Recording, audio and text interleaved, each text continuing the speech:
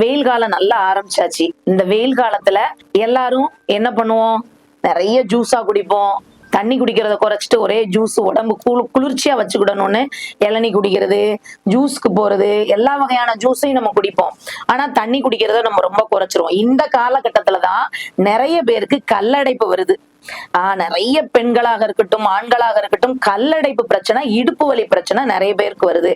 இது யாருக்கெல்லாம் வருது அப்படின்னா, ஒருவேளை தண்ணி சரியா குடிக்காம ஜூஸ் நிறைய குடிக்கிறவங்களுக்கு ஜூஸ்ல இருக்கக்கூடிய அதிகப்படியான தாது உப்புகள் வெளியேற்றப்படாமல், அந்த தாது உப்புகளை வெளியேற்றுவதற்கு நீர் அருந்தல அப்படின்னா, அப்போ என்ன ஆகும்? ரத்தத்திலேயே அந்த தாது உப்புகள் கலந்து நம்ம சிறுநீரகம் அதிகப்படியான தாது உப்புகளை வெளியேற்ற முடியாமல் அங்க போய் அந்த உப்புக்கள் ஸ்டோர் ஆகிறது. அதனால இடுப்பு பகுதியில வலி வருது. இந்த மாதிரியான வலியை நம்ம குறைக்கணும் அப்படின்னா என்ன பண்ணணும் அப்படின்னா, எவ்வளவு ஜூஸ் குடிச்சாலும் தண்ணி நிறைய எடுத்துக்கோங்க.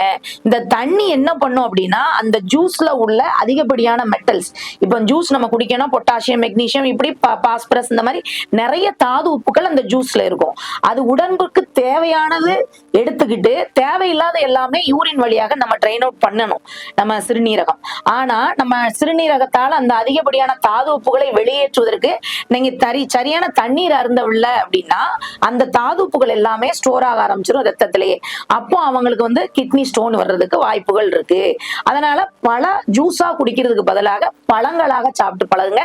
தண்ணீர் நல்லா அருந்துங்க. இதை ரெண்டையும் பண்ணும்போது இந்த கிட்னி ப்ராப்ளம் முற்றிலும் சரியாயிரும்.